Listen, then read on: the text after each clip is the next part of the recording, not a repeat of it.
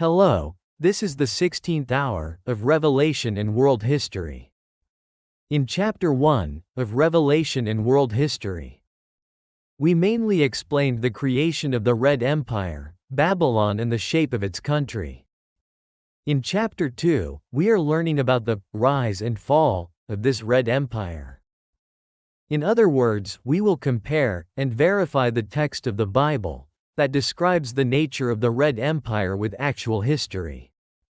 Last time, we learned that Babylon, in the book of Jeremiah, of the Old Testament, and Babylon, in the book of Revelation refer to the same object. The modifiers for Babylon were the one with the sickle in the harvest, and the hammer that strikes the world. However, the Soviet Union's flag has a sickle and hammer drawn on it. This is historical proof that Babylon refers to the Soviet Union. In this session, we will learn about Babylonian merchants and craftsmen.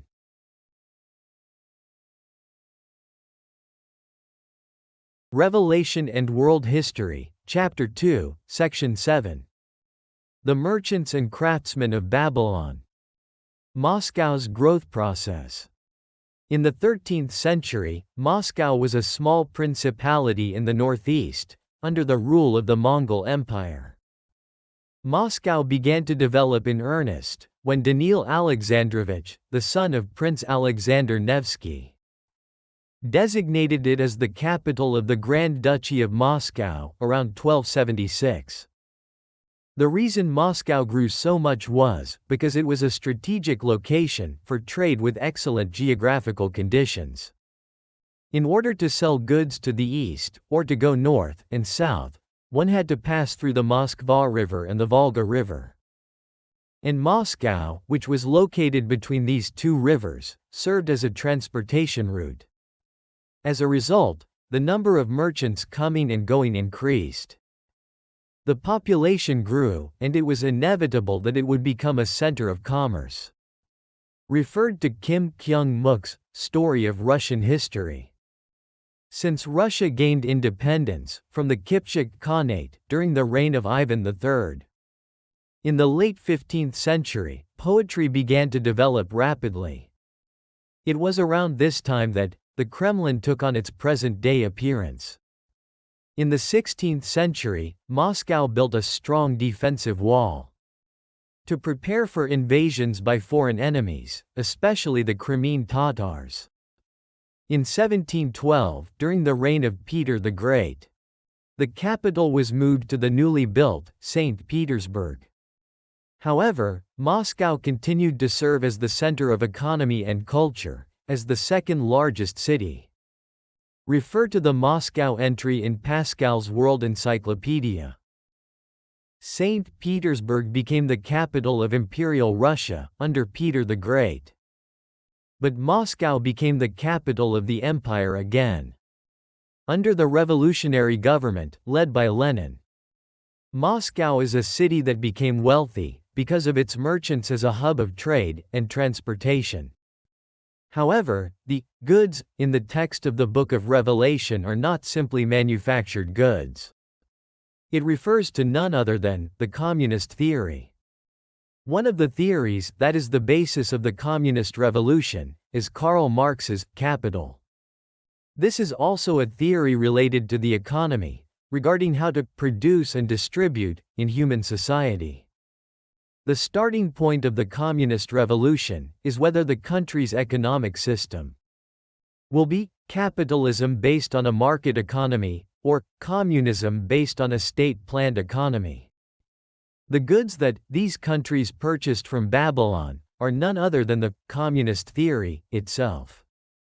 The merchants of the earth will weep and mourn over her, because no one will buy their goods anymore.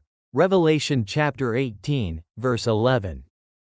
Your merchants are the princes of the earth, and by your sorcery all the nations were deceived. Revelation chapter 18, verse 23. The merchants refer to the leaders of the communist countries of Eastern Europe, who established communist governments based on Marxism-Leninism.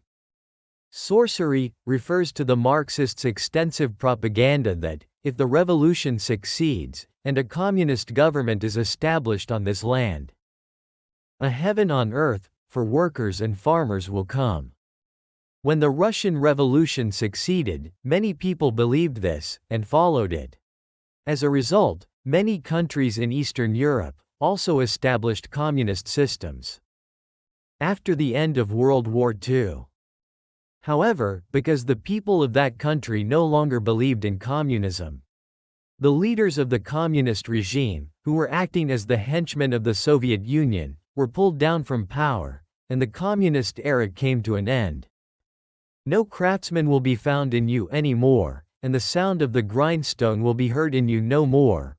Revelation chapter 18, verse 22. Craftsmen refers to people who study and develop communist theory. It basically refers to communist theorists, such as Marx and Engels.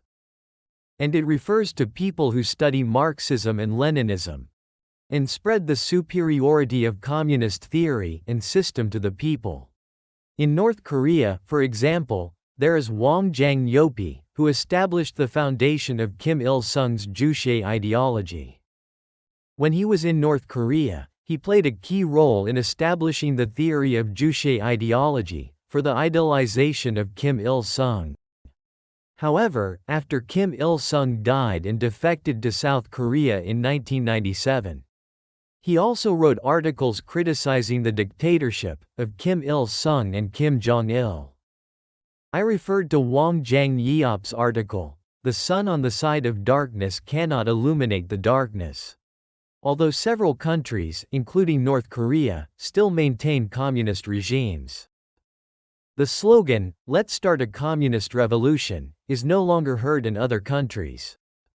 On the streets of Babylon is found the blood of God's people and of his prophets, and everyone else. Revelation chapter 18, verse 24. In order to make the revolution successful, and solidify the foundation of power, countless people were purged. In addition, all types of killing that can occur in human society, such as war, starvation, massacre, and especially the purges and religious persecution by Stalin, were seen in this country. This is a fact that we know vividly through the history of the Soviet Union. All of these things have happened in North Korea, which is half of the Korean Peninsula, and the North Korean Church, which was called the Jerusalem of the East, has been completely destroyed. In Jeremiah chapter 25 verse 11, it is said that the Babylonian Empire will rule over Israel and the surrounding countries for 70 years.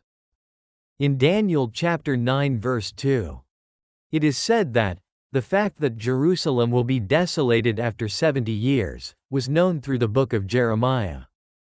And in Matthew chapter 24, Jesus mentioned the name of the prophet Daniel, and said that the prophecy Daniel spoke of was a future event that had not yet been fulfilled at that time.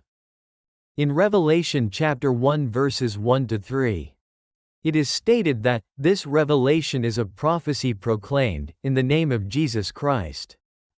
In this way, the Old Testament and the New Testament are closely connected. And we believe and interpret the fact that they are the same word from God. And we are discovering that the facts are definitely consistent. We are amazed by the fact that the text of the Bible's prophecies and the actual history are exactly the same. The fact that the Old Testament's prophecies and the New Testament's revelation both prophesy about the same history. Next time, it will be the last time for Chapter 2 of Revelation and World History. We will learn about Chapter 2, Section 8, Babylon divided into 3 parts. Thank you for your interest and subscription. This was the Bible History School. Thank you very much.